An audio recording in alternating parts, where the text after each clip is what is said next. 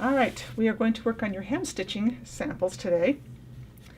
You will receive a piece of fabric that looks very similar to this. It will have one clean finished edge that has been turned under, stitched in place so the edge is clean finished and the hem actually pressed up in place. And then the opposite side will have a serged edge that has been pressed up.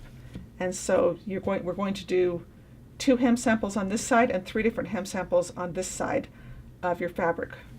The first couple of hem samples that we will do, first one is a slip stitch.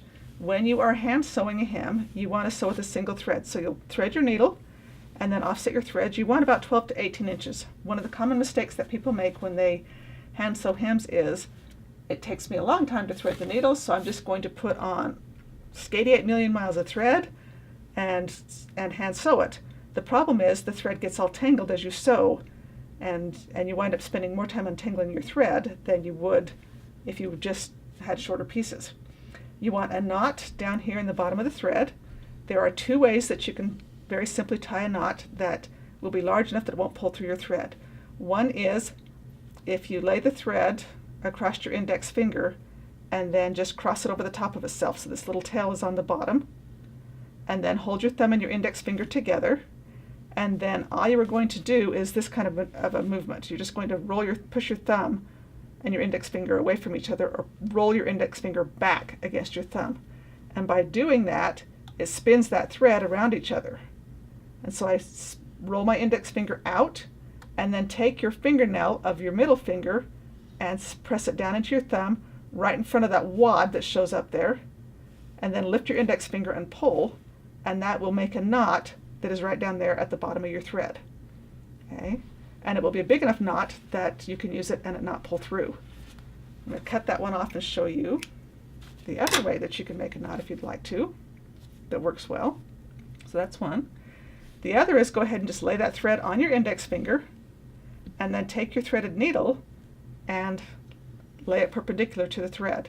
Leave a little bit of a thread tail there, and then all you're going to do is wrap that thread around the needle 3 times, pull the thread down towards the eye of the needle, in between your thumb and your index finger, and then just use your index finger from the other hand to push the needle up, and then go ahead and pull the needle through and the thread through, and those 3 loops that you made around the needle actually go the entire length of your thread, and you wind up with that little knot down there at the end. You will have a little thread tail on this one that is the length of the little thread tail that was sitting where the needle was, and you can come back afterwards and just clip that off if you don't want that thread tail to be quite so long. That's the 2 easiest ways to get a good knot on the end of a single thread. All right, the first one we're going to do is a slip stitch. You are going to reach up inside your hem, and in that little clean finished edge, come down near your stitching, and then back up right so that the needle comes out of that fold. What that does is puts the knot in between your hem and your clothes, so that you don't see it from the inside and you don't see it from the face of your fabric.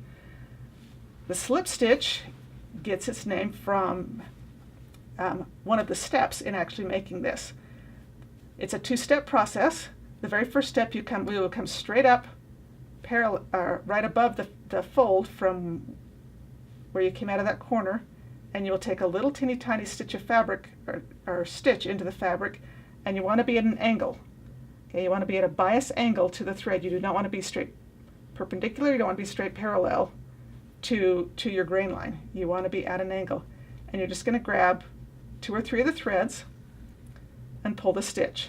Okay, and then it gets its name because your next step is to go right in the top of the fold, right by that stitch, and then slip the needle through that folded edge.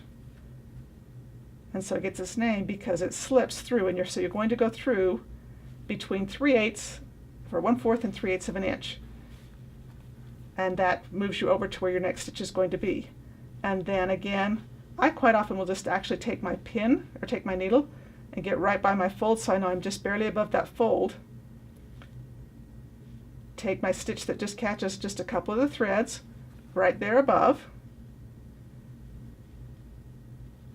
and come right back in next to that stitch again, and slip that needle over the 3/8 to 1/4 of an inch. And then you just keep repeating that process. Get my needle right by my fold again.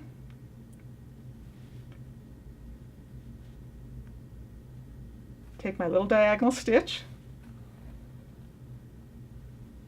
The reason that you take your stitches diagonal is if the bite into your fabric is actually on a diagonal, it is more invisible on the right side.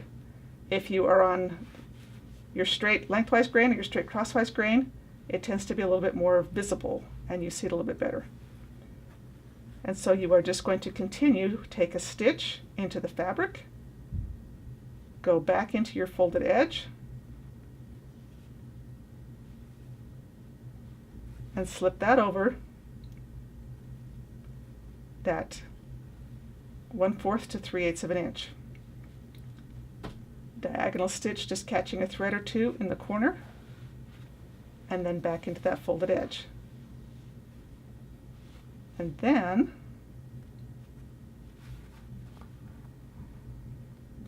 if you look at it on the inside, it's really pretty invisible on the inside as well. You may see a little teeny tiny mark of thread there, and you can tell my thread does not match my fabric at all. And then on the right side, again, you want to just barely be able to see those couple of little bites of fabric. And so if you have matching thread, you can see that's going to really be pretty invisible. When you get halfway across, you will take your little last stitch that comes up diagonally into your fabric, and then we need to tie a knot. The easiest way, the closest thing we come to in tying a square knot with a single thread, if you will loop that fabric away from you or counterclockwise, and then go back through your stitch and through that folded edge. Do not catch your garment fabric, just barely catch that folded edge, and then pull the needle up through the loop. And now loop it the opposite direction, or go clockwise this time, and do the same thing. Take that needle up, the thread up through the same spot there, and up through that stitch, and up through the middle of that loop. It ties a knot in that edge there, and you'll have a little knot tied. Now if I cut the thread right here by the knot, with a little bit of wear and tear, that knot's going to come undone, and then my hem's going to start to come undone. If I cut it out here where my finger is, then I've got this thread tail inside. I want a thread tail, but I don't want it to show. And so after I've tied my knot, then I'm going to slip the needle through the fold again and just come out about a 1/2 inch away. And then if I clip my thread right there, I now have a thread tail, but it's completely enclosed and encased, and you don't see that. And that completes your slip stitch sample. So again, it's pretty blind on the inside, you don't see it, and it's pretty blind on the outside. You see little picks, but you really aren't going to see it. And those stitches should be 1/4 to 3/8 of an inch apart.